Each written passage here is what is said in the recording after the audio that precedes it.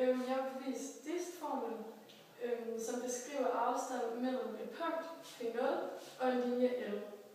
Da vi vil finde afstanden, vinkelret på L, fra P0, fordi det er den korteste afstand, så laver vi et vilkårligt punkt på linjen L, som vi kalder for P, med koordinaterne x, y.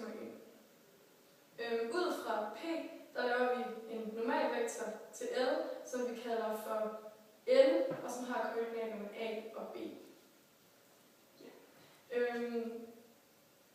Fra punktet P til punktet P0, der går en vektor, som vi kalder P0.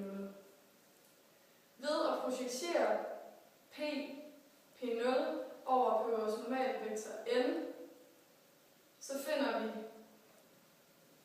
afstanden D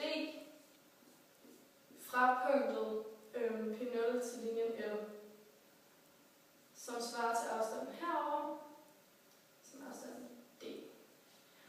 Og derfor så anvender vi projektionsformlen, som står herover, hvor vi har afstanden D, som er lige med vektor A, og i det her tilfælde så er vektor A det er vores P0, da det er P0, vi vil projektere over på D, som er vores normale vektor. Så derfor så skriver vi koordinaterne for P0 op, som er x 0 minus x, y0 minus y. Og så prikker vi det med vores normale vektor, som har koordinaterne a, b, og så dividerer vi det med længden af vores vektor b, som er vores normale vektor. Og længden af en vektor, det er som sagt kvadratroden af a i anden plus b i anden, og det har vi så i anden, og vi prikker det med vektor b, som er vores normale vektor. Sådan. Okay. Og da vi så er interesseret i at finde længden af d, så skriver vi det om, så her i stedet for at have vektors koordinater, så har vi vektors længde af normale vektoren.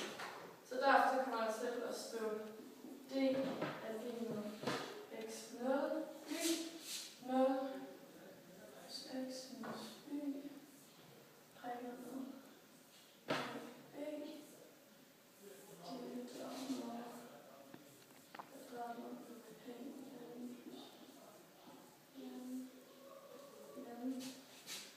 Og så prikker vi det så ganger det med længden af vektoren, som er a i n plus b i n. Nu er vi så interesseret i at reducere udtrykket, så derfor så ganger vi vores normale vektor ind i P0, og det gør vi på følgende vis. Vi siger a gange x0, så det kommer til at stå ax0 minus a gange y, så det er a y og ax, undskyld mig, ax plus b gange y, så det bliver b og b i 0, minus b y.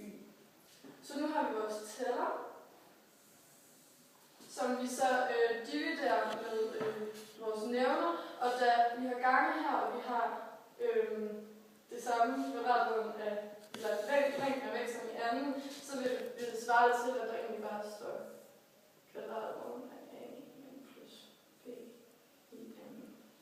Sådan. Og så, da vi ved,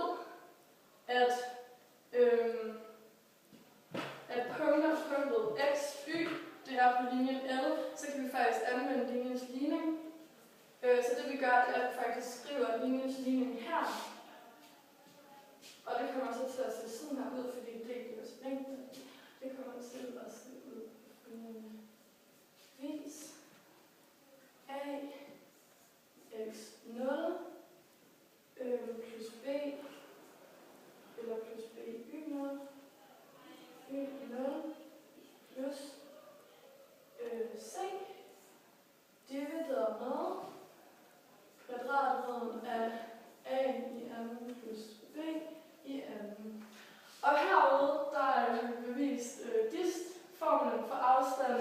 mellem punktet P0 og linjen L.